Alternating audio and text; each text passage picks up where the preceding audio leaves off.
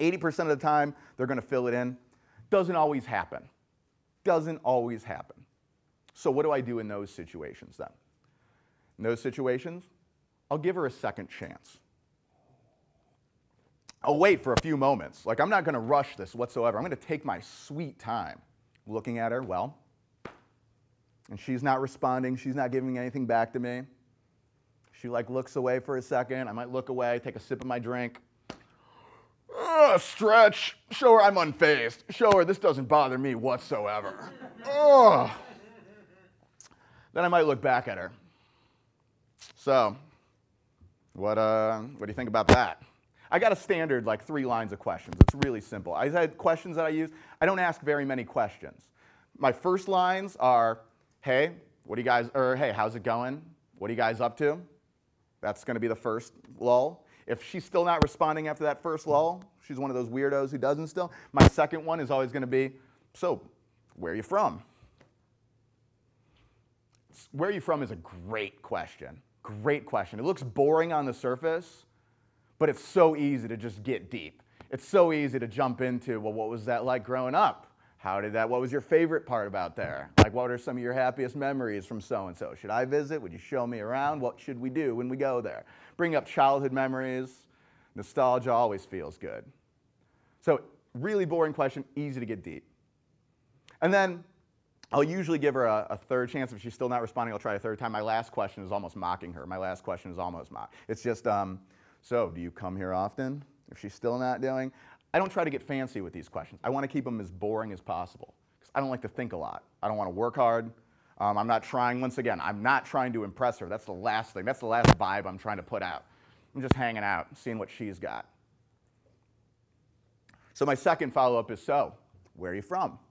And then once again, we're going to talk about that. And next we're going to talk about what's going on in this whole like jumble of things and how you can maximize that and how you can get her talking more.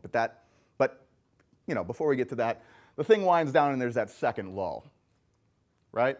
Second lull now comes, and I'm going to turn up the shame a little bit higher this time around.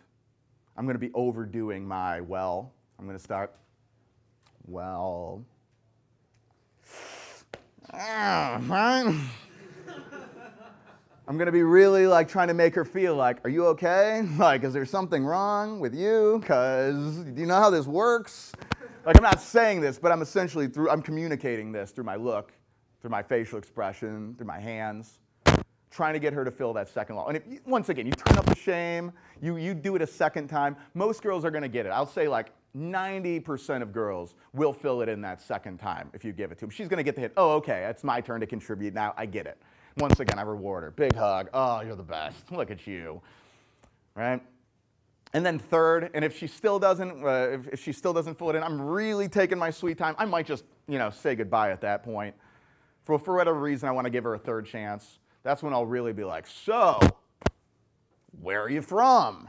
I'm just really just overdoing it. I'm almost mocking her at this point. It's just almost like, who are you? Like, are you a human being that's ever communicated with other human beings before? More to come in those situations happen. But for now, like I said, the majority of the time, they will fill in that space if you leave it for them. So that's what I say. If you do anything in conversation tonight, like make them feel that shame. Force them to contribute equally to a conversation. Don't just try to talk their ear off trying to impress them, number one. So what's next? How else? That's teaching her how to have a conversation. How else do you get her talking now?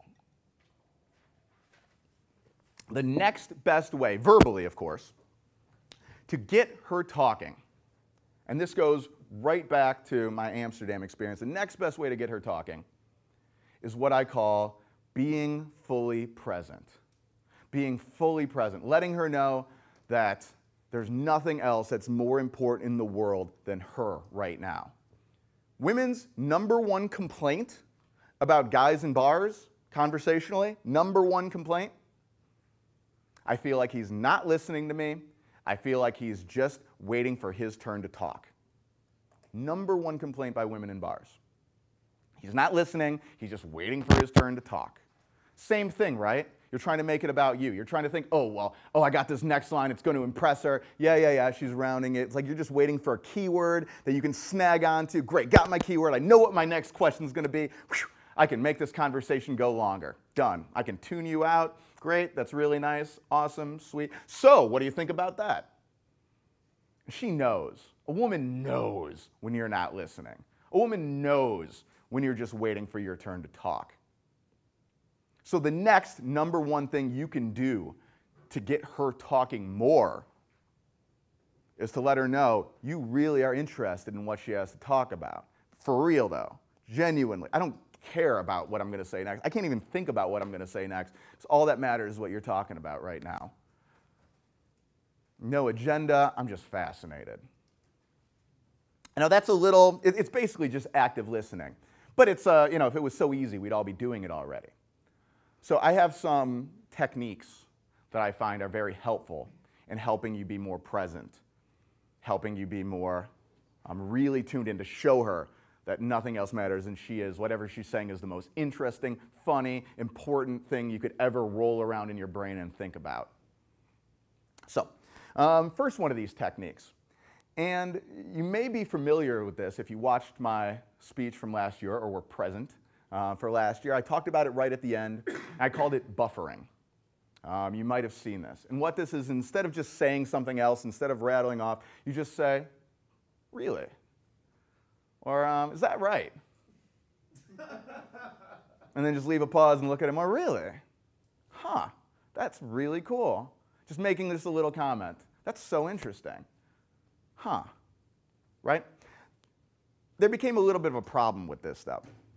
Guys just became buffering robots. Like, guys would just go out, really, that is so interesting. Like, and just, just saying it without much thought. So it kind of lost it lost a little bit of its glow. So the new way that I describe buffering, I think really helps seals up those holes I left in it from last year. And it's what I call the overly empathetic child listening to a story. If you ever want a great example of a listener, take any kid. People love kids because when a kid's listening to a story, he doesn't have some agenda. He's not wondering like, oh, what can I say to get this person to like me more? Or how can I make them laugh afterwards? Or what can I do to, Kids are just like tuned in. They don't have any hidden agendas. They're just solely focused on, this is so cool, right? I would like to say, if you're telling a kid a story, and you're a good storyteller or whatever, and you said, and then the monsters jumped out, and the kid will like literally jump out of his chair. Like, oh my God, monsters, right? The best example of listening I could ever provide. That kid is so tuned in to what it is I'm talking about, to what it is I'm feeling, he's literally feeling it 10 times as strong in his own body. Like the kid just shit his pants. That's how strong he's really tuned in and really paying attention. There's no better example I can give of listening than that. So I always like to say,